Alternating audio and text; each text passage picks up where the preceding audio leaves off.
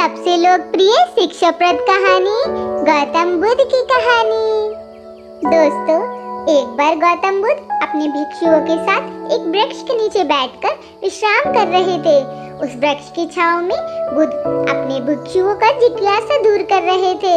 बुद्ध के सभी भिक्षु एक एक करके उनसे प्रश्न पूछ रहे थे और गौतम बुद्ध उनके प्रश्नों के उत्तर दे रहे थे।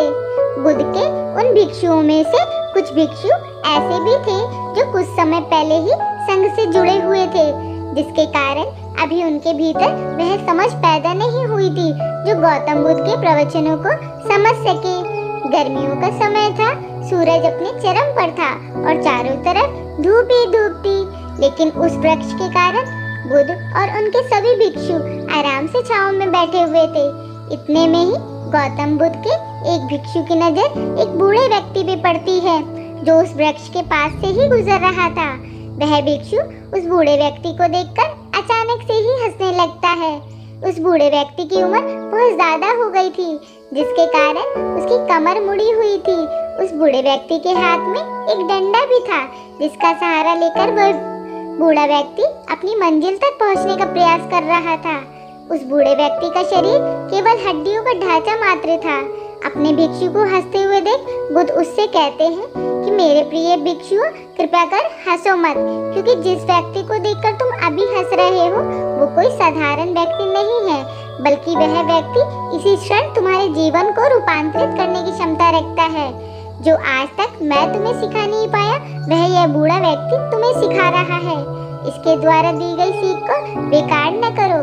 बुद्ध की ये बात सुनकर वह भिक्षु बुद्ध से कहता है कि मुझे क्षमा करें बुद्ध, पर मुझे यह समझ नहीं आ रहा है जो एक बूढ़ा व्यक्ति है जो खुद अपने शरीर, अपनी बीमारियों से लाचार है, वो मुझे क्या सिखा सकता है।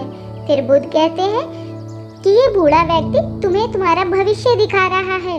जिस बुढ़ापे और लाचारी को देखकर अभी तुम हंस रहे हो, वो बुढ़ापा और लाचारी तुम्हारे जीवन में भी आने वाली है। वह बूढ़ा व्यक्ति तुमसे कह रहा है अभी समय है इस स्वस्थ शरीर को अच्छे कर्म के लिए उपयोग करो। अगर तुम्हारा ये स्वस्थ शरीर तुम्हारे हाथ से निकल गया तो फिर वापस नहीं आएगा, और अभी तुम्हारा ये शरीर सही से काम कर रहा है, जैसे कि तुम्हारे हाथ, पैर, आँख, कान, ये सभी चीजें सही से काम कर रही हैं। क्या यह छोटी बात है और क्या तुम इसे मामूली सी बात समझ रहे हो? यह घटना कोई साधारण घटना नहीं थी जो अभी तुम्हारे साथ घटी, और ये घटना तुम्हारे साथ घटी और ये घटना तुम्हारे जीवन को बदलने की क्षमता रखती है। ठीक इसी तरह की घटना ने मेरा जीवन भी बदला था, और इस तरह की घटना के कारण ही मैं आज बुद्ध हूँ। फिर वह भिक्षु बुद्ध से कहता है कि क्षमा करें बुद्ध, परंतु मेरे मन में यह विचार आया ही नहीं कि मैं उस बूढ़े व्यक्ति से कुछ सीख सकता हूँ। उसे देखकर केवल मुझे हंसी आ गई। ऐसा इसलिए हुआ क्योंकि तुम्हें अपने भीतर कहीं न कहीं लगता है कि जिस स्थिति में आज वो बूढ़ा व्यक्ति है, तुम उस स्थिति में कभी नहीं आओगे। जिस बुढ़ापे और लाचारी का सामना आज वो बूढ़ा व्यक्ति कर रहा है, तुम्हें लगता है कि उसका सामना तुम कभी नहीं करोगे, इसलिए तुम उस बूढ़े व्यक्ति को देखकर हंस पाए। तुमने सच्चाई को नजरअंदाज कर दिया। अगर तुम सच्चाई को देख लेते तो चाहकर भी अपनी आंखों के आंसू को नहीं रोक पाते, परंतु तुमने सत्य को अनदेखा कर दिया और तुम बहुत बड़ी संभावना से चूक गए। बुद्ध की ये बात सुनकर वो भिक्षु बुद्ध से क्षमा मांगता है और ये निश्चय करता है कि वह अपने स्वास्थ्य का उपयोग अपने अहंकार को बढ़ाने में नहीं, बल्कि परम सत्य को पाने में करेगा।